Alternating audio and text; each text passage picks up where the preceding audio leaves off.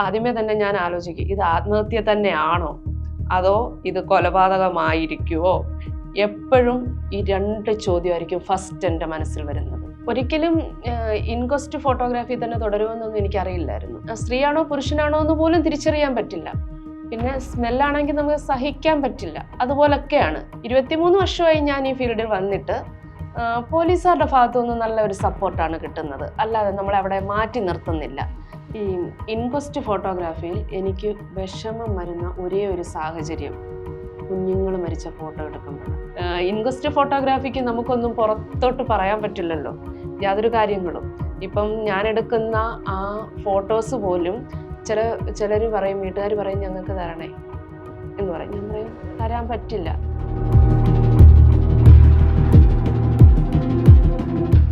സ്ത്രീകളേറെ കടന്നു വരുന്നൊരു മേഖലയാണ് ഇപ്പോൾ പ്രൊഫഷണൽ ഫോട്ടോഗ്രാഫി രംഗം. എന്നാൽ ഒരു 2 ദശകം മുൻപ് വരെ അങ്ങനെയൊന്നും ആയിരുന്നില്ല ആ സാഹചര്യം. ആ ഒരു സമയത്ത് ഫോട്ടോഗ്രാഫി മേഖലയിലേക്ക് കടന്നു വരികയും പിന്നീട് പോലീസിൻ്റെ ഇൻക്വസ്റ്റ് ഫോട്ടോഗ്രാഫറായി മാറുകയും ചെയ്ത ഷൈജ തമ്പിയാണ് ദ ക്യൂവിനൊപ്പം ചേരുന്നത്. സ്വാഗതം. ഈ ഫോട്ടോഗ്രാഫി മേഖലയിലേക്ക് എങ്ങനെയാണ് കടന്നു വരുന്നത്? അത് മാത്രമല്ല, ഈ പറഞ്ഞതുപോലെ ഒരു ഇൻക്വസ്റ്റ് ഫോട്ടോഗ്രാഫർ അല്ലെങ്കിൽ ഒരു പോലീസ് ഫോട്ടോഗ്രാഫറായി മാറുന്ന ആ ഒരു പ്രൊഫഷൻ തിരഞ്ഞെടുക്കാനുള്ള ഒരു കാരണം എങ്ങനെയായിരുന്നു? ഫോട്ടോഗ്രാഫി എനിക്ക് ചെറുപ്പം മുതൽ വളരെ താല്പര്യമുള്ള ഒരു ഫീൽഡായിരുന്നു.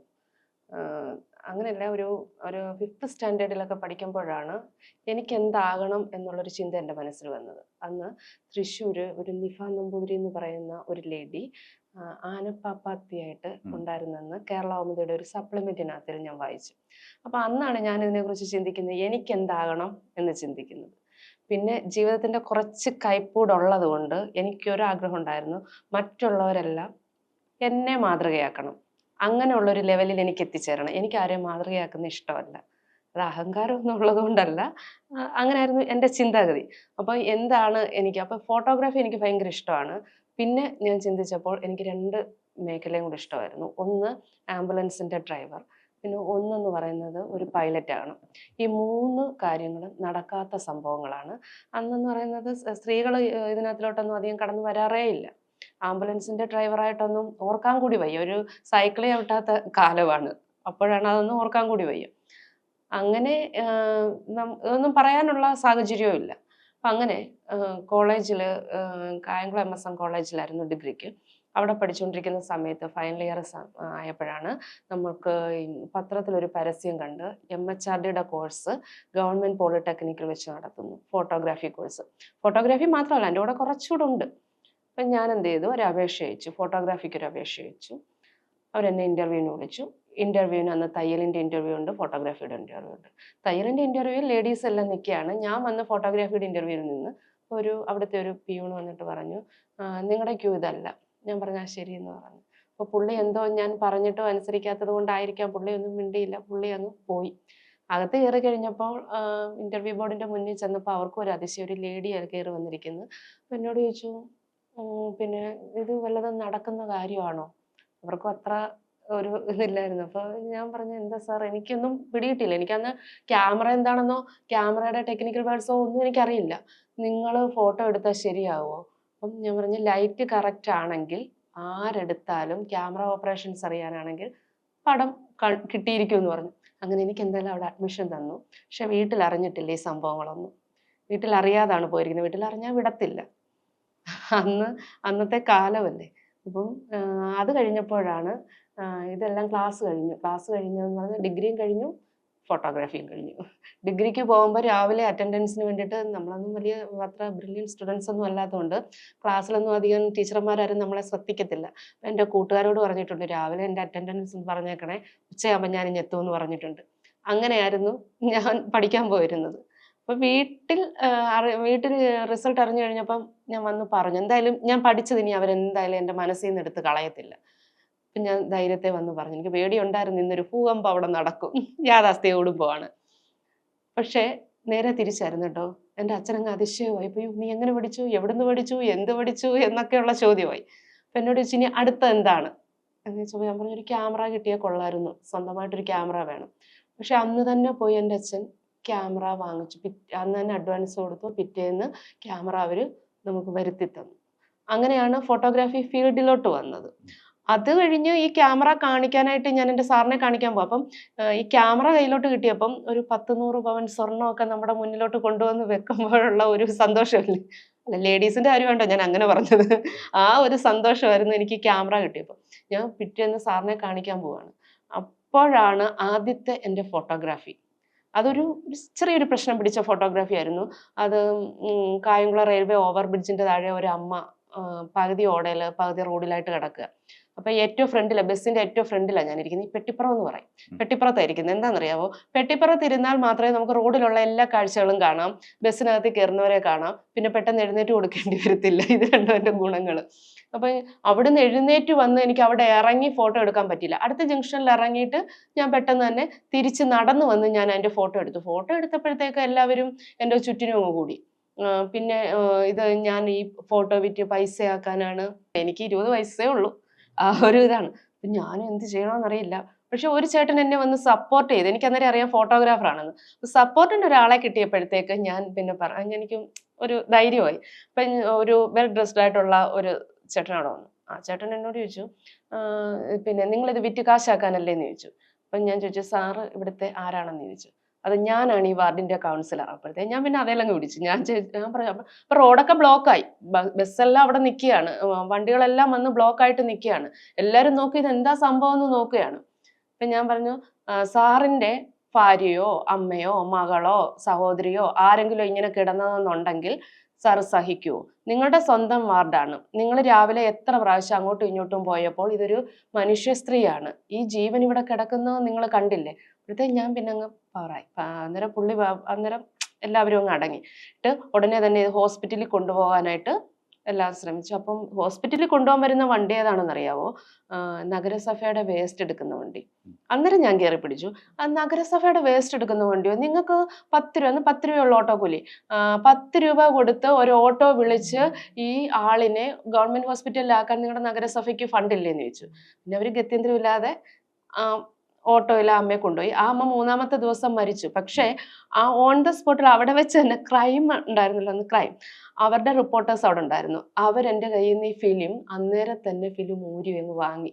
പിറ്റേന്ന് അത് പത്രത്തിലൊക്കെ വന്നു. എന്നിട്ട് ഞാൻ ഫിലിമില്ലാത്ത ക്യാമറയുമായിട്ടാണ് എൻ്റെ സാറിൻ്റെ അടുത്ത് ചെല്ലുന്നത്. സാറിൻ്റെ അടുത്ത് ഞാൻ സാറിനോട് പറഞ്ഞു, സാറേ ഇങ്ങനൊരു സംഭവം ഉണ്ടായിരുന്നു, എനിക്ക് അത്ര വലിയ കാര്യമായിട്ടൊന്നും തോന്നിയില്ല, എങ്കിലും ഞാൻ പറഞ്ഞു സാറേ ഇന്ന പോലൊക്കെ ആയിരുന്നു എന്ന് പറഞ്ഞപ്പോൾ സാറ് പെട്ടെന്ന് വന്ന് എൻ്റെ കയ്യെ കയറി പിടിച്ചിട്ട് എന്നോട് പറഞ്ഞു, മോളെ ഇപ്പോഴാണ് എൻ്റെ സ്റ്റുഡൻ്റ് ആയത്. അതായിരുന്നു ഫസ്റ്റ് ഫോട്ടോഗ്രാഫി. പിന്നെ അത് കഴിഞ്ഞൊരു 4 മാസം കഴിഞ്ഞപ്പോഴാണ് ഇൻക്വസ്റ്റിലേക്ക് വരുന്നത്. എനിക്കറിയില്ല ഇൻക്വസ്റ്റ് എന്താണെന്ന് അറിയില്ല. എൻ്റെ അടുത്തുള്ള ഒരു പയ്യൻ തന്നെയാണ് മരിക്കുന്നത്. അപ്പോൾ എന്നെ ഇൻക്വസ്റ്റിന് വേണ്ടിയിട്ട് വന്ന് വിളിച്ചു. ഞാൻ പറഞ്ഞു വരാമെന്ന് പറഞ്ഞു. അതുവരെ മരണത്തെ എനിക്ക് ഏറ്റവും അധികം ഭയമുള്ള ഒരാളാണ് ഞാൻ. ഭയങ്കര പേടിയാണ് എനിക്ക്. ഞാൻ ഇൻക്വസ്റ്റിന് ഫോട്ടോ എടുക്കാൻ പോയി. എനിക്കറിയില്ല എന്താ എടുക്കേണ്ടതെന്നൊന്നും അറിയില്ല. അവിടെ ചെന്നപ്പോൾ ഒരു ചെറിയ പ്രശ്നം ഉണ്ടായി. അവിടെ ചെന്നപ്പോൾ പോലീസുകാരൻ എന്നെ കൊണ്ട് എടുപ്പിക്കത്തില്ലെന്നായി.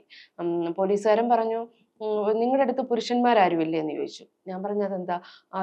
ഇത് പല രീതിയിൽ എടുക്കണം, അത് നിങ്ങളെ കൊണ്ട് സാധിക്കില്ല എന്ന് പറഞ്ഞു. അപ്പൊ ഞാൻ പറഞ്ഞു ഞാൻ എടുത്തോളാം എന്ന് പറഞ്ഞു. പക്ഷേ ഈ ബോഡിയുടെ ബന്ധുക്കള് ഇതെല്ലാം കണ്ടോണ്ടിരിക്കുക, അവർക്ക് അങ്ങോട്ട് അടുത്തോട്ട് വരാൻ പറ്റില്ല. അപ്പൊ അവരവിടെ നിന്ന് ചോദിച്ചു എന്താ പ്രശ്നം എന്ന് ചോദിച്ചാൽ അവന് കുഴപ്പമൊന്നും ഇല്ലെന്ന് പറഞ്ഞു.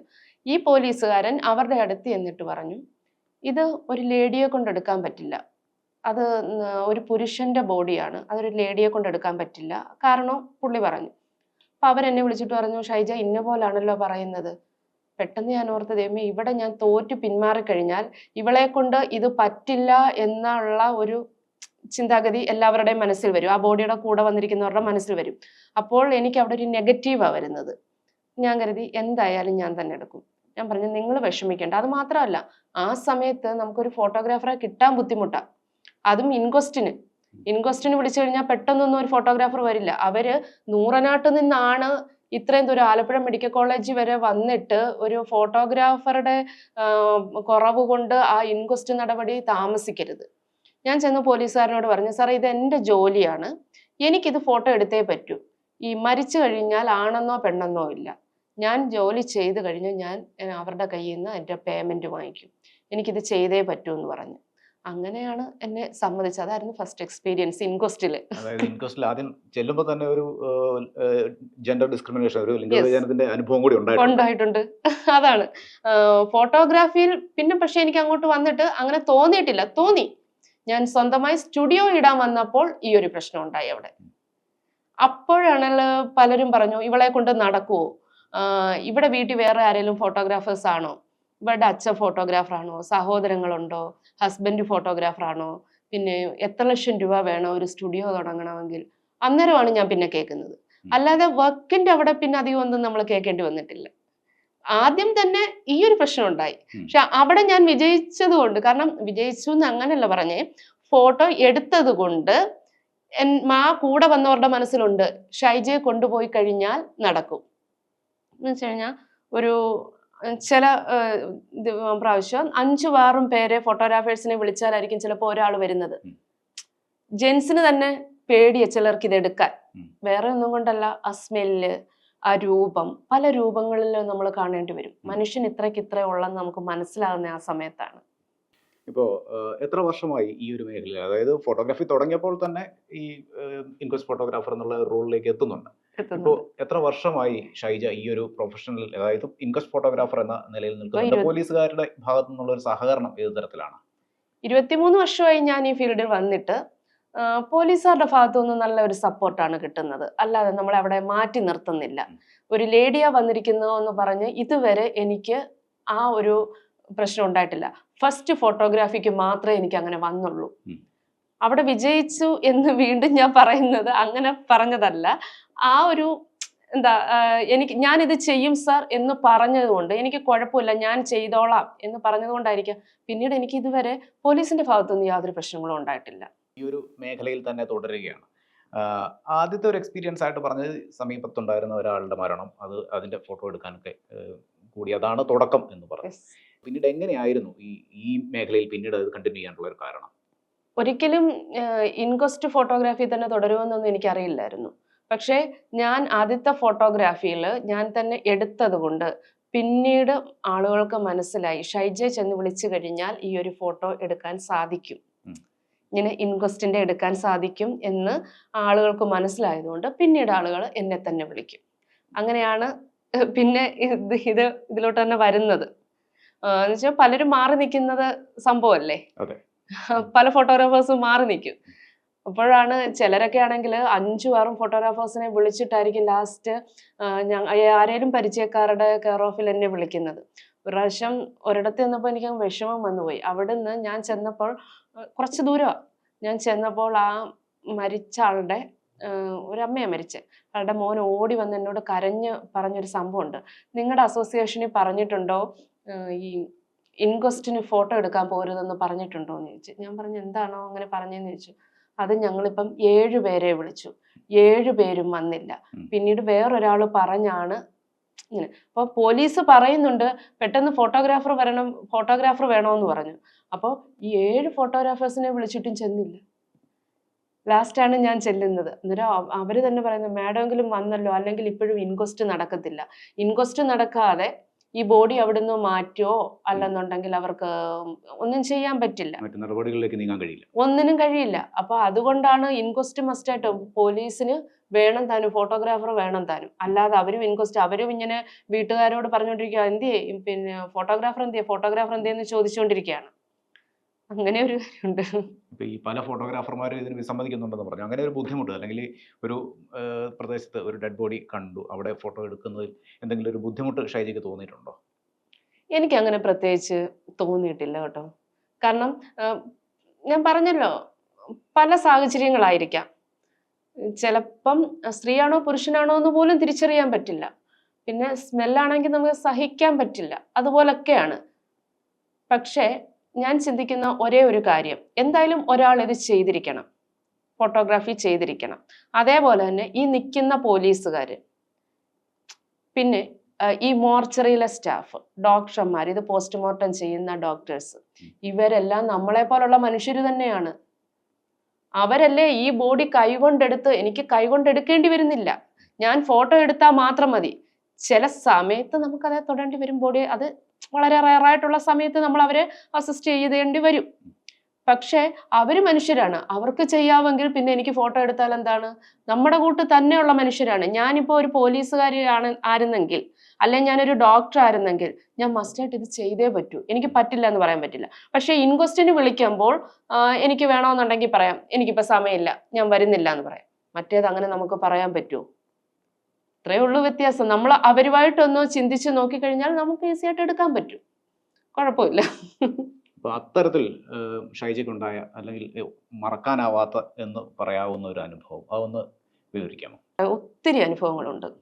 അതിൽ ഒരെണ്ണം വൈകിട്ട് ഞാൻ എൻ്റെ സ്റ്റുഡിയോയിൽ ഇരിക്കുമ്പോൾ ചായ കുടിക്കാൻ പോകാൻ ഇറങ്ങും കേട്ടോ. അതാണ് ഞാൻ ചായ കുടിക്കാൻ ഇറങ്ങിയപ്പോഴാണ് പെട്ടെന്ന് പറയുന്നത്, ഷൈജ പെട്ടെന്ന് വരണം. അപ്പോൾ 5:30 പെട്ടെന്ന് വരണം, ഇതേപോലെ ഒരു ബോഡിയുടെ ഉണ്ട്.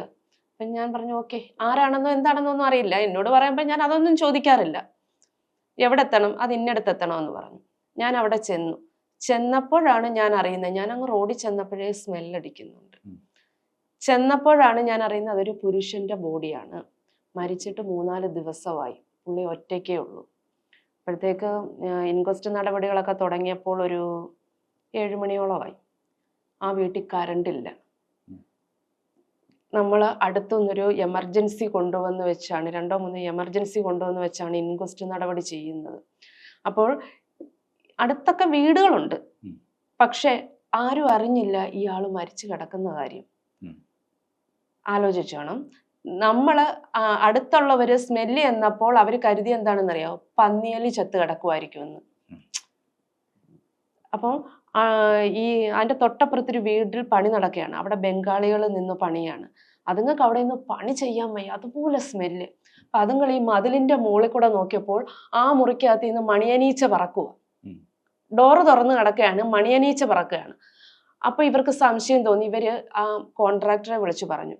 അങ്ങനെ ഈ കോൺട്രാക്ടർ വന്നിട്ട് അതിനടുത്തോട്ടൊന്നും പോയില്ല. ഈ ബംഗാളി പിള്ളേർ ചെന്ന് നോക്കുമ്പോഴാണ് കട്ടിലേല് ആയിട്ട് ഇങ്ങനെ കട്ടിലിൽ ബോഡി പകുതി ഭാഗം കട്ടിലേല് കാലൊക്കെ താഴോട്ടിട്ട് ഈ ബോഡി കിടക്കുന്നത്. തിരിച്ചറിയാൻ പോലും പറ്റത്തില്ല, ഈച്ച മാത്രമേ ഉള്ളൂ. അപ്പം അയലത്തുകാരോട് ഞങ്ങൾ ചോദിച്ചു, അന്നേരം പറയുന്ന പന്നിയിലി എത്ത് കിടക്കുന്നതായിരിക്കും എന്നാണ് അവർ കരുതിയെന്ന്. അപ്പം ഭയങ്കര ബുദ്ധിമുട്ടായിരുന്നു. വേറെ ആരുമില്ല, വീട്ടുകാരുമില്ല, സഹോദരങ്ങളൊക്കെ ഉണ്ടായിരുന്നു, അവരൊക്കെ വന്നു. അപ്പം എന്നോട് അവിടുത്തെ SI പറഞ്ഞൊരു കാര്യമുണ്ട്, ചേച്ചി നമ്മൾ ഇത് ചെയ്തില്ലെങ്കിൽ പിന്നെ ആര് ചെയ്യും? മനുഷ്യൻ ഇത്രയേ ഉള്ളൂ ചേച്ചി, ഇതിനപ്പുറം ഒന്നുമില്ല. അപ്പം ഞാൻ എല്ലാവരോടും വന്നിട്ട് പറയുന്ന ഒരു കാര്യമുണ്ട്, ഈ ഒറ്റപ്പെടൽ എന്ന് പറയുന്നത് അതൊരു ഭീകരമായ അവസ്ഥയാണ്. ഒറ്റപ്പെടൽ നമ്മുടെ കേരളത്തിൽ ഇപ്പം മെയിനായിട്ട് കണ്ടുവരുന്ന ഒരു സംഭവം ഒറ്റപ്പെടൽ. കാരണം മക്കളെല്ലാവരും വിദേശത്തായിരിക്കും, അച്ഛനും അമ്മയും മാത്രമേ കാണത്തുള്ളൂ. പല വീടുകളിലും ഒന്നുകിൽ അച്ഛൻ അല്ലെങ്കിൽ അമ്മ, ഒരു പട്ടിയും കാണും, അല്ലെങ്കിൽ ഒരു ജോലിക്ക് ഒരാളെ നിർത്തും. ചിലപ്പോൾ ഈ ജോലിക്കാരി വൈകിട്ട് അങ്ങ് പോകും. എന്താണ് ഇവിടെ സംഭവിക്കുന്നതെന്നൊന്നും അറിയത്തില്ല. ചിലയിടത്ത് അതുമില്ല. അങ്ങനെയുള്ള അവസരങ്ങളിൽ അയലുകാരുമായിട്ട് സഹകരണവും കൂടി ഇല്ലെങ്കിലുള്ള അവസ്ഥയൊന്ന് ആലോചിച്ചേ. ഇപ്പം ഞാൻ പറയും, ഇങ്ങനെ ഒറ്റയ്ക്ക് താമസിക്കുന്നവർക്ക് അയലുകാരോട് സംസാരിക്കാൻ വയ്യെങ്കിൽ, അവരോട് നല്ലൊരു വാക്ക് പറയാൻ പറ്റില്ലെങ്കിൽ നിന്ന് അവരെ അങ്ങ് ചീത്ത വിളിക്കുകയെങ്കിലും ചെയ്തേക്കണം. എന്താണെന്നറിയാമോ? ഒരു ദിവസം ഇത് കേട്ടില്ലെങ്കിൽ അവർ തിരക്കും, എന്തിയാ ഇന്ന് കണ്ടില്ലല്ലോ എന്ന്. ഇത് അടുത്തടുത്ത് വീടുണ്ടായിട്ടാണ്. ആലോചിച്ച് നോക്കിയേ, നമ്മൾ ഇത്രയ്ക്കേ ഉള്ളൂ എന്ന് മനസ്സിലാകുന്നത്. 4-5 ദിവസത്തെ പഴക്കം ആ ബോഡിക്ക് ഉണ്ടായിരുന്നു. അങ്ങനെ ഒത്തിരി അനുഭവങ്ങളുണ്ട്. ഇപ്പൊ ഒരു ക്രൈം നടന്ന, അല്ലെങ്കിൽ ഒരു ആത്മഹത്യ നടന്ന, അല്ലെങ്കിൽ ഒരു ദുരൂഹ മരണം നടന്ന ഒരു പ്രദേശത്ത് ആദ്യം ചെല്ലുമ്പോൾ ആ പ്രദേശം എന്തായാലും നിങ്ങളായിരിക്കും ആദ്യം കാണുന്നവരിൽ ഒരാൾ. ഒരാൾ അത് കണ്ടിട്ടുണ്ടാവും, അതിനുശേഷം പോലീസിനെ അറിയിച്ചിട്ടുണ്ടാവും, പോലീസ് കണ്ടിട്ടുണ്ടാവും, അത് കഴിഞ്ഞ് കാണുന്ന ഒരാൾ ഒരു ഫോട്ടോഗ്രാഫർ ആയിരിക്കും. അങ്ങനെ എത്തുമ്പോൾ ആദ്യം മനസ്സിൽ തോന്നുന്നത് എന്തായി? സത്യം പറയാമല്ലോ, ആദ്യമേ തന്നെ എൻ്റെ മനസ്സിൽ വരുന്ന കാര്യം ഞാൻ പറയാണ്. ആദ്യമേ തന്നെ ഞാൻ ആലോചിക്കും, ഇത് ആത്മഹത്യ തന്നെയാണോ അതോ ഇത് കൊലപാതകമായിരിക്കുമോ? എപ്പോഴും ഈ 2 ചോദ്യമായിരിക്കും ഫസ്റ്റ് എൻ്റെ മനസ്സിൽ വരുന്നത്. കാരണം ഞാൻ ജസ്റ്റ് ആ സറൗണ്ടിങ്സ് ഒന്നും ഞാൻ ചെക്ക് ചെയ്യും, വേറെ എന്തെങ്കിലും ഉണ്ടോ, എന്തെങ്കിലും. എനിക്കതൊന്നും നോക്കേണ്ട ആവശ്യമില്ല. എനിക്ക് ആ ബോഡിയുടെ ഫോട്ടോ എടുത്താൽ മതി, ആ ബോഡി എങ്ങനെയായിരിക്കും കിടക്കുന്നത്. പക്ഷെ ചില സമയത്ത് ബ്ലഡൊക്കെ തെറിച്ച് വീണതിൻ്റെയൊക്കെ നമുക്ക് എടുക്കേണ്ടി വരും, അതൊക്കെ നമുക്ക് എടുക്കണം. പക്ഷെ എന്നാലും ഞാനത് നോക്കിയിരിക്കും. എന്തോ ഒരു ലേഡി ആയതുകൊണ്ടാണോ എന്ന് എനിക്കറിയില്ല, ഞാൻ അതിനെക്കുറിച്ചെല്ലാം ഒന്ന് വീക്ഷിക്കും. എന്തെങ്കിലും അസ്വാഭാവികമായിട്ട് അവിടെ ഉണ്ടോ എന്ന് നോക്കും. ഉണ്ടെങ്കിൽ ഞാനത് പോലീസിനോട് പറയും, സാറേ അവിടെ ദാ ഇന്നതുപോലെ ഉണ്ടല്ലോ. ഞാനത് അതാ സാറേ അവിടെ ഉണ്ട് എന്ന് പറയത്തില്ല, ഉണ്ടല്ലോ എന്ന് ഞാനൊന്ന് പറഞ്ഞേക്കും. അവര് കണ്ടില്ലെങ്കിൽ എന്ന് വെച്ച് കഴിഞ്ഞാൽ ചിലപ്പോൾ അതൊരു കൊലപാതകമായിരിക്കാം. അത് ഞാൻ ശ്രദ്ധിക്കാറുണ്ട്. അത്തരത്തിലൊരു ലീഡ് ഉണ്ടാക്കുക എന്നുള്ളൊരു ധർമ്മം കൂടി ഉണ്ട് ഒരു ഫോട്ടോഗ്രാഫർ എന്ന നിലയിലുണ്ട്. ഉണ്ട്. അത്തരത്തിലൊരു ലീഡ് കൊടുത്ത് ഒരു കേസിന് ഒരു ലീഡ് കൊടുക്കാൻ കഴിഞ്ഞു, അങ്ങനെ കേസ് തെളിയിക്കാൻ കഴിഞ്ഞു എന്ന് ചാരിതാർത്ഥ്യം തോന്നിയ ഏതെങ്കിലും ഒരു സംഭവം ഉണ്ടോ? സംഭവമുണ്ട്. പക്ഷെ എനിക്കിവിടെ പറയാൻ പറ്റില്ലല്ലോ. അതാണ് ഇതിനുള്ള ഒരു ദോഷം. ഇൻക്വസ്റ്റ് ഫോട്ടോഗ്രാഫിക്ക് നമുക്കൊന്നും പുറത്തോട്ട് പറയാൻ പറ്റില്ലല്ലോ യാതൊരു കാര്യങ്ങളും. ഇപ്പം ഞാൻ എടുക്കുന്ന ആ ഫോട്ടോസ് പോലും ചിലര് പറയും, വീട്ടുകാർ പറയും ഞങ്ങൾക്ക് തരണേ എന്ന് പറയും. ഞാൻ പറയും തരാൻ പറ്റില്ല. എനിക്കത് കൊടുക്കാൻ പറ്റുന്നത് പോലീസിന് മാത്രമേ ഉള്ളൂ. അവർക്കിത് കോടതി സബ്മിറ്റ് ചെയ്യാനുള്ളതാ. ഈ 2 കാര്യങ്ങളെ നമുക്ക് പറ്റൂ, കോടതി ഓർ പോലീസ്. അല്ലാതെ എനിക്ക് വേറെ ആർക്കും കൊടുക്കാനോ അതിനെക്കുറിച്ച് പറയാനോ എനിക്ക് സാധിക്കില്ല. ഒരു സ്ത്രീ എന്ന നിലയിൽ ഈ ജോലിയെ എങ്ങനെയാണ് മുന്നോട്ട് കൊണ്ടുപോകാൻ കഴിയും എന്ന് കരുതുന്നുണ്ടോ? 100% കഴിയും. സ്ത്രീ എന്നല്ല, പുരുഷനും കഴിയും. ഒരു ഇച്ചിരി ധൈര്യം ഉണ്ടായാൽ മതി. എന്ന് വെച്ച് കഴിഞ്ഞാൽ ഒരൊറ്റ കാര്യം മാത്രം ചിന്തിച്ചാൽ മതി, ഇത് ഞാനല്ലെങ്കിൽ വേറെ ഒരാൾ എടുക്കും. പിന്നെ മനുഷ്യൻ ഇത്രേ ഉള്ളൂ എന്ന്. ഞാനൊരു കാര്യം ചോദിച്ചോട്ടെ, ഈ നമ്മളെല്ലാവരും ബീഫ് കഴിക്കും. ഞാൻ ഈ നമ്മുടെ ട്രെയിൻ കയറി മരിക്കുന്ന ബോഡീസിന്റെ ഫോട്ടോസ് എടുക്കും. അതെന്ന് പറയുന്നത് നമ്മുടെ സാധാരണ ഹാങ്ങിങ്ങോ പോലൊന്നും അല്ല. ആ ഒരു ഫോട്ടോഗ്രാഫി എന്ന് പറയുന്നത് വേറെ ഒരു ലെവലാണ്. എന്ന് വെച്ച് കഴിഞ്ഞാൽ മാനസികമായിട്ട് അത്രയ്ക്ക് നമ്മളിതായിരിക്കണം. ചിന്നിച്ചിതറിയായിരിക്കും കിടക്കുന്നത്. ഇപ്പം കൈയൊരിടത്ത്, കണ്ണൊരിടത്ത്, കാല് വേറെ ഒരിടത്ത്, അങ്ങനെയുള്ള ഒരു അവസ്ഥയായിരിക്കും ഒരു ഈ ട്രെയിൻ തട്ടി മരണം. ചിലപ്പോൾ അരഞ്ഞു പോകും. അങ്ങനെ ഒരു സാഹചര്യത്തില് ഈ അതിനെ ഞാൻ ഓവർകം ചെയ്ത് അത് ചെന്ന് നമുക്ക് കാണാനായിട്ടുള്ളൊരു മനസ്സിനൊരു ഇച്ചിരി ബലം വേണം. അപ്പൊ ഇത് എങ്ങനാണ് ആദ്യത്തെ ഒരു ഇത് കഴിഞ്ഞപ്പോൾ എനിക്കൊരു എന്തോ പോലെ ഉണ്ടായിരുന്നു എൻ്റെ മനസ്സിൽ. ഇത് അങ്ങനെ കണ്ടോ, ഇത് മനുഷ്യനല്ലേ എന്നൊക്കെ. പക്ഷെ ഞാൻ അതിനെ ഓവർകം ചെയ്തൊരു കാര്യമുണ്ട്. ഈ പോത്തിനെയൊക്കെ നമ്മൾ അറുത്തിട്ട് കാലേ കെട്ടി ഇങ്ങനെ ഇട്ടേക്കും അല്ലേ? നമ്മുടെ കൂട്ട് ജീവനുള്ള ഒരു ജീവിയായിരുന്നത്. അതിന് സംസാരിക്കാൻ കഴിവില്ലെന്നല്ലേ ഉള്ളൂ. അതിനും ചിന്താശേഷിയൊക്കെ ഉണ്ടെന്ന് എനിക്ക് തോന്നുന്നത്, ഇല്ലേ? അതിന്റെ 4-1 ഭാഗം ഉണ്ടോ നമ്മള്? ആ ഒരു പോത്തിന്റെ 4-1 ഭാഗമില്ല നമ്മള്. എന്നിട്ട് ആ തൂക്കിയിട്ടിരിക്കുന്ന മാംസത്തിൽ നിന്നാണ് നമ്മള് 1 കിലോ 2 കിലോ ഒക്കെ പറഞ്ഞ് അത് വാങ്ങിച്ചു കൊണ്ടുവന്ന് ഇവിടെ കറി വെച്ച് നമ്മൾ കഴിക്കുന്നത്. അങ്ങനെയാണ് ഞാൻ ആ ഒരു കുറച്ച് ഇതിനെയൊക്കെ ഓവർകം ചെയ്ത് വന്നത്. അങ്ങനെ പോസിറ്റീവായിട്ട് ചിന്തിക്കാമെങ്കിൽ നോ പ്രോബ്ലം, നമുക്ക് വിജയിക്കാം. അതാണായാലും പെണ്ണായാലും വിജയിക്കാം. ഇൻക്വസ്റ്റ് ഫോട്ടോഗ്രാഫിയിൽ പല അനുഭവങ്ങളും ഉണ്ട് ഷൈജയ്ക്ക്. കുട്ടികൾ മരിച്ച അനുഭവങ്ങളുണ്ടല്ലോ, കുട്ടികൾ മരിച്ച പ്രദേശങ്ങളിൽ അവിടെ ഫോട്ടോ എടുക്കാൻ ചെല്ലുമ്പോഴുള്ള ഒരു അനുഭവം, അത് എങ്ങനെയാണ് ഒരു സ്ത്രീ എന്ന നിലയിൽ എങ്ങനെയാണ് ഷൈജ ഇതിനെ കണ്ടിട്ടുള്ളത്? ഈ ഇൻക്വസ്റ്റ് ഫോട്ടോഗ്രാഫിയിൽ എനിക്ക് വിഷമം വരുന്ന ഒരേ ഒരു സാഹചര്യം കുഞ്ഞുങ്ങൾ മരിച്ച ഫോട്ടോ എടുക്കുമ്പോഴാണ്. ഒരമ്മ എന്ന നിലയിൽ അന്നേരം എനിക്ക് എൻ്റെ മോനെ കാണണമെന്നൊക്കെ തോന്നും. ആ അവസ്ഥ കാണുമ്പോൾ, ആ രക്ഷകർത്താക്കളുടെ ആ ഒരു വിഷമമൊക്കെ കാണുമ്പോഴത്തേക്ക് നമ്മളുടെ മനസ്സ് വേറെ ഒരു ലെവലായി പോകും. അന്നേരം ഞാനൊരു അമ്മയല്ലേ, അപ്പം അതിൻ്റെതായിട്ടുള്ള ബുദ്ധിമുട്ടുകൾ വരും. കാരണം എന്ന് പറയുന്നത് ഈ കുഞ്ഞുങ്ങൾ ചിലപ്പം ചെറിയ ചെറിയ കാര്യങ്ങൾക്കൊക്കെയാണ് ചെയ്യുന്നത്. അപ്പം ഈ കുഞ്ഞുങ്ങൾക്ക് പലരും എന്നോട് സംശയം ചോദിച്ചിട്ടുണ്ട്, 4 പഠിക്കുന്ന കുഞ്ഞല്ലേ, ആ കുഞ്ഞിന് എങ്ങനെ തൂങ്ങി മരിക്കാൻ അറിയാം? തൂങ്ങി മരിക്കുന്ന ഈ കുഞ്ഞുങ്ങൾ അല്ലെന്നുണ്ടെങ്കിൽ അതേ കൂടുതലും ഞാൻ എടുത്തിട്ടുള്ളത് കൂടുതലും കുഞ്ഞുങ്ങളുടേത് ഇങ്ങനെ. പിന്നുള്ളത് കൊലപാതകം കേട്ടോ, അതും ഇതുമായിട്ട് വേറെ.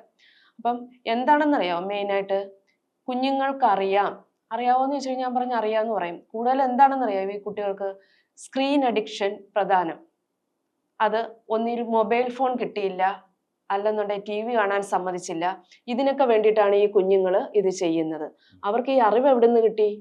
ഇതേപോലെ തന്നെ അവർ കാണുന്നത്, നമ്മളുടെ ഈ കാലത്ത് കാണുന്ന അവർ ഹൊറർ സിനിമകൾ, അങ്ങനെയുള്ള കണ്ടന്റ് ഉള്ള കാഴ്ചകളാണ് കാണുന്നത്. അതിനകത്തിൽ ഇതെല്ലാം കാണിക്കുന്നുണ്ട്. നമ്മളെക്കാട്ടി കൂടുതൽ കുഞ്ഞുങ്ങൾക്ക് അതിനെക്കുറിച്ച് അറിയാം. സ്ക്രീൻ അഡിക്ഷൻ അത് നമ്മൾ വളരെയേറെ ശ്രദ്ധിക്കേണ്ട ഒരു കാര്യമാണ് ഇനിയുള്ള തലമുറയ്ക്ക്.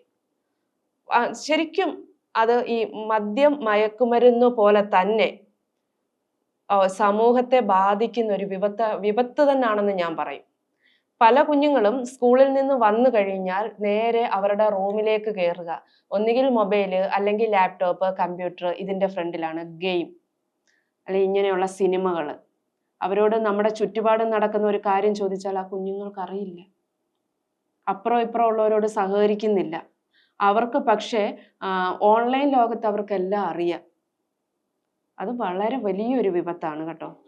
ഇപ്പോൾ കുട്ടികളുടെ മാത്രമല്ല, ഇപ്പോൾ യുവാക്കളുടെ മരണങ്ങളും ഉണ്ടാകുമല്ലോ. അതും യുവാക്കളും അവരും ജീവിച്ചു തുടങ്ങുന്നതേ ഉള്ളൂ. അത്തരം ഉള്ള മരണങ്ങളും ആത്മഹത്യകളും കൊലപാതകങ്ങളും ഒക്കെ വരുമ്പോൾ അതും ഷൈജയ്ക്ക് ഈ പ്രൊഫഷൻ്റെ ഭാഗമായിട്ട് അത് പകർത്തേണ്ടി വരാറുണ്ടല്ലോ. ധാരാളം പകർത്തേണ്ടി വരാറുണ്ട്. ഇനിയും അത് കുറച്ച് കൂടുതൽ നമ്മൾ കാര്യങ്ങൾ അതിനെക്കുറിച്ച് സംസാരിക്കേണ്ടി വരും. അത് പറയുമ്പോൾ യുവാക്കളുടെ കാര്യം യുവതലമുറ, യുവാക്കളെന്ന് മാത്രമല്ല യുവതലമുറ, അതിനകത്തിൽ യുവതികൾ ഉൾപ്പെടും. പക്ഷെ എനിക്ക് തോന്നിയിട്ടുള്ള ഒരു കാര്യം, ഇത്രയും നാൾ ഞാൻ എടുത്തതിൽ വെച്ച് എനിക്ക് മനസ്സിലായ ഒരു കാര്യം, യുവാക്കളാണ് കൂടുതൽ ആത്മഹത്യ ചെയ്യുന്നത്. സ്ത്രീകൾ മരിക്കുന്നുണ്ട്, 40+ ആണ് മരിക്കുന്നത്. അതിനുള്ള ഒരു കാരണം ഈ 40+ എന്ന് പറയുമ്പോഴത്തേക്ക് ഈ ലേഡീസ് ആവശ്യമില്ലാതെ കുറെ കടങ്ങളെടുത്ത് തലേ കയറ്റും. ഈ സാമ്പത്തിക സാക്ഷരത എന്ന് പറയുന്നത് അത് മെയിനാണ്. അത് ഇനിയെങ്കിലും എല്ലാവരും അറിഞ്ഞിരിക്കേണ്ട ഒരു കാര്യമാണ്. സമ്പത്തിനെ, നമ്മുടെ കയ്യിൽ വരുന്നതിനെ എങ്ങനെ ചെലവഴിക്കാം. കേരളത്തിൽ കണ്ടുവരുന്ന വേറൊരു കാര്യം, മറ്റുള്ളവരെ അനുകരിക്കുക. അനുകരണം നമുക്ക് ഭയങ്കരമാണ്. ഈ അനുകരിക്കാൻ പോകുന്നതാണ് ഒരു മരണകാരണം. ഞാൻ എടുത്ത ഒരു ഇൻക്വസ്റ്റിന് അവിടെ ചെന്നപ്പോൾ ഹോസ്പിറ്റലിൽ ചെന്നു. ഞാൻ ഈ പറയുന്ന കണക്ക് ആണാണോ പെണ്ണാണോ എന്ന് അറിയുന്നില്ല. അവിടെ ചെന്നപ്പോഴും അറിയുന്ന ഒരു പെണ്ണാണെന്ന്. കേറിയപ്പോ ഉണ്ടല്ലോ, എനിക്ക് സത്യം പറയാൻ എനിക്ക് വിഷമം വന്നുപോയി. അതിസുന്ദരി ഒരു പെണ്ണ്. ഇതെല്ലാം കഴിഞ്ഞ് ഞാൻ കൂടുതലും തിരക്കും. എനിക്ക് അങ്ങനെ തിരക്കേണ്ട ആവശ്യമില്ല. ഇതെന്തിനാണ് ഇവർ ചെയ്തതെന്ന് എനിക്ക് ചോദിക്കേണ്ട ആവശ്യമില്ല. പക്ഷെ ഞാനൊന്ന് ചോദിക്കും, ഇതെന്തായിരുന്നു എന്ന് ഞാനൊന്ന് ജസ്റ്റ് ഒന്ന് ചോദിക്കും. അപ്പോൾ ഈ പെൺകുട്ടിയുടെ അച്ഛൻ പറഞ്ഞൊരു കാര്യമുണ്ട്. ഞാൻ പറഞ്ഞതാ അവളോട്, അന്നേ പറഞ്ഞതാ, അവര് വീട് വെക്കട്ടെ, നീ എന്തിനാ അതിനനുസരിച്ച് നിങ്ങൾ അതിനനുസരിച്ച് ചെയ്യണ്ട. നല്ലൊരു വീടായിരുന്നു മോളെ, 2-3 മുറി, അടുക്കള എല്ലാം ഉള്ള ഓടും ഷീറ്റും ഇട്ടൊരു വീടായിരുന്നു. അപ്പുറത്ത് അനിയൻ പുതിയ വീട് വെച്ചപ്പോൾ ഇവർക്കും അതേപോലെ തന്നെ വീട് വെക്കണം. അപ്പോൾ വീട് വെക്കാൻ ഇവർക്ക് അനിയൻ്റെ അത്രയും സാമ്പത്തികമില്ല. ഇവരെല്ലായിടത്തും ഒന്ന് ലോൺ എടുത്തു. പിന്നെ ഇതേപോലെയുള്ള ചെറിയ ചെറിയ ബാങ്കുകളിൽ നിന്നെല്ലാം ലോൺ എടുത്തു. അത് അടയ്ക്കാൻ പറ്റാതെ വന്നപ്പോൾ ഹസ്ബൻഡിനോടല്ല വന്ന് ചോദിക്കുന്ന, വൈഫിനോടാ. വൈഫ് ഹസ്ബൻഡിനോട് പൈസ ചോദിച്ചപ്പോൾ അയാൾ പറഞ്ഞു, എൻ്റെ കയ്യിലൊന്നുമില്ല, എനിക്ക് ഇത്രേ തരാൻ പറ്റത്തുള്ളൂ എന്ന് പറഞ്ഞു. അവളൊന്നും നോക്കിയില്ല, അവൾ കയറി ആത്മഹത്യ ചെയ്തു. അതാണ് മെയിനായിട്ടുള്ള 40+ ആണ് വരുന്നത്. പിന്നെ ഗാർഹിക പീഡനം വരുന്നുണ്ട്. പക്ഷെ ഇപ്പോഴത്തെ പെൺകുട്ടികൾ പലരും ഗാർഹിക പീഡനം വന്നു കഴിഞ്ഞാലും അവർക്കറിയാം, പല പെൺകുട്ടികൾക്കും എങ്ങനെ നിൽക്കണം എന്ന് പല പെൺകുട്ടികൾ ഇപ്പോഴുണ്ട്. ഇതിനെല്ലാം അപ്പുറമാണ് പിന്നെ ആത്മഹത്യ ചെയ്യുന്നത് യുവാക്കളാണ്. എന്ന് വെച്ച് കഴിഞ്ഞാൽ ഒരു 16-നും 35-നും ഇടയ്ക്കാണ് കൂടുതലും ഞാൻ എടുത്തിരിക്കുന്നത്. ഒരു ദിവസം മാവേലിക്കര ഗവൺമെന്റ് ഹോസ്പിറ്റലിൽ ഞാൻ 4 ബോഡിയുടെ ഒരു ദിവസം തന്നെ ഇൻക്വസ്റ്റ് എടുത്തു, ഫോട്ടോ എടുത്തു. ഒരൊറ്റ ബോഡിയുടെ ഉള്ളു അതിനകത്തിൽ ആക്സിഡന്റ് ആയിട്ട് മരിച്ചത്. കണ്ടിന്യൂസ്ലി ഒന്ന് കഴിഞ്ഞു, അടുത്തത് എടുത്തു വെച്ചു, അങ്ങനെ ചെയ്യാണ്. ഇതെല്ലാം കഴിഞ്ഞ് ഞാൻ ഇതിനെക്കുറിച്ച് തിരക്കിയപ്പോഴാണ് അറിയുന്നത്, ഒരാൾക്ക് 18 വയസ്സ്, 21 വയസ്സ്, 31 വയസ്സ്. ഈ 3 ആൺകുട്ടികളും ആലോചിച്ചോണ ഏജ് ഒന്ന് നോക്കിയേ സാർ. ഈ 3 ആൺകുട്ടികളും മരിച്ചതിന്റെ കാരണം കേട്ടാൽ നമ്മൾ ഞെട്ടും. പ്രേമ നൈരാശ്യം. ആദ്യം ഷൈജ പറഞ്ഞു ഫോട്ടോഗ്രാഫർ ആകാനുള്ള ആ ഒരു ശ്രമം അത് വീട്ടിൽ അറിഞ്ഞിരുന്നില്ല. പിന്നീട് ഈ അതിൻ്റെ ഒരു ഘട്ടത്തിൽ, അതായത് ക്യാമറ വാങ്ങുന്ന ഒരു ഘട്ടത്തിലാണ് വീട്ടിൽ അറിയുന്നതും വീട്ടിൽ പറഞ്ഞ് ഈ ക്യാമറ വാങ്ങിക്കുന്നതും. അതിന് തൊട്ടടുത്ത് തന്നെ ഈ ഒരു തരത്തിലേക്ക് ഇൻക്വസ്റ്റ് ഫോട്ടോഗ്രാഫർ എന്ന നിലയിലേക്ക് മാറുകയും ചെയ്തു. അന്ന് വീട്ടിൽ നിന്നുള്ള പ്രതികരണം എങ്ങനെയായിരുന്നു? പിന്തുണ ഉണ്ടായിരുന്നോ? ഇപ്പോൾ എന്താണ് കുടുംബത്തിൽ നിന്നുള്ളൊരു പിന്തുണ എങ്ങനെയാണ്? വീട്ടിൽ നിന്ന് അന്ന് അച്ഛനും അമ്മൂമ്മയും എന്നെ വളർത്തുന്നത്, അവർക്ക് യാതൊരു കുഴപ്പമില്ലായിരുന്നു. പക്ഷേ ചില കേസസ് ഞാൻ പറയത്തില്ല. കഴിഞ്ഞാൽ ഇൻക്വസ്റ്റ് അല്ലാതെ തന്നെ വേറെ കുറച്ച് ചില എന്തെങ്കിലും, ഇപ്പം പെട്ടെന്ന് ഞാൻ ഒരു ഉദാഹരണം പറയാം, അത് പറയാൻ പറ്റില്ല എങ്കിലും ശരി. ലതാ നായർ എന്ന് പറയുന്ന ഒരു സ്ത്രീ, അതൊരു റേപ്പ് കേസിൽ അവരുടെ ഒരു ഫോട്ടോ എടുക്കണമായിരുന്നു. തിരുവല്ല ഹോസ്പിറ്റലിൽ ഇവരെ കൊണ്ടുവരുന്നുണ്ട്, മെഡിക്കൽ ചെക്കപ്പിന് കൊണ്ടുവരുന്നുണ്ട്. അന്നേരം അവരുടെ ഒരു ഫോട്ടോ എടുക്കണം. എന്നെ ഒരു പത്രക്കാരെ സമീപിക്കുന്നത്. അത് എടുക്കാൻ പോയപ്പോൾ ഞാൻ പറഞ്ഞില്ല, കാരണം എനിക്കറിയാം എന്നെ വിടത്തില്ലെന്നറിയാം. കാരണം അവരുടെ ഫോട്ടോ എടുക്കാൻ അവിടെ പോലീസ് സമ്മതിക്കത്തില്ല. ഈ പത്രക്കാർ എന്നെ സമീപിക്കുന്നതിന്റെ കാരണം ഞാനൊരു ലേഡിയാ. ലേഡീസ് അന്ന് അധികം ഇല്ല. ഒരു ഒറ്റ പടവേ ഞാൻ എടുത്തുള്ളൂ അതിന്റെ. അധികം ഒന്നും അവിടെ നിന്ന് എടുക്കാനൊന്നും പറ്റത്തില്ല, സമ്മതിക്കില്ല. ഒരൊറ്റ പടം മാത്രം. അങ്ങനെയുള്ളതൊന്നും ഞാൻ പറയില്ല. പക്ഷെ ഇൻക്വസ്റ്റിനൊന്നും പോകുന്നതിന് കുഴപ്പമില്ലായിരുന്നു കേട്ടോ. അതിനൊക്കെ വീട്ടിൽ നിന്ന് നല്ല സപ്പോർട്ടായിരുന്നു. അത് കഴിഞ്ഞ് കല്യാണം കഴിഞ്ഞ് കുറച്ച് ഗ്യാപ്പ് വന്നു. അത് കഴിഞ്ഞ് ഇപ്പം അതിനെക്കാട്ടിൽ നല്ല സപ്പോർട്ടാണ് അമ്മയുടെ, ഹസ്ബൻഡ്, മോൻ്റെ ഒക്കെ ഭാഗത്ത് നിന്ന്. എൻ്റെ അമ്മായിയമ്മയ്ക്കൊരു ചിന്താഗതിയുണ്ട്, എൻ്റെ മരുമോള് കഴിഞ്ഞിട്ടേ ബാക്കി എല്ലാ സ്ത്രീകളും ഉള്ളതെന്നാണ് അമ്മായിയമ്മയുടെ ചിന്താഗതി. പക്ഷെ അവർക്കറിയാം ഇൻക്വസ്റ്റ് ഫോട്ടോഗ്രാഫിക്ക് ഞാൻ പറയില്ല ഇന്ന പോലായിരുന്നു എന്നൊന്നും ഞാൻ പറയില്ല. കാരണം നമ്മളൊരു ബോഡിയുടെ അവസ്ഥയൊക്കെ അവരോട് പറഞ്ഞാൽ എങ്ങനെ ആയിരിക്കും അവർ അതിനെ അക്സെപ്റ്റ് ചെയ്യുന്നതെന്ന് അറിയത്തില്ല. വർക്കിനെ കുറിച്ച് പറയില്ല, ഒറ്റ കാര്യം മാത്രം വിളിച്ചു പറയും, അതാ ഇന്ന് ഇൻക്വസ്റ്റ് ഉണ്ടായിരുന്നേന്ന് പറയും. അപ്പം അവർക്കറിയാം.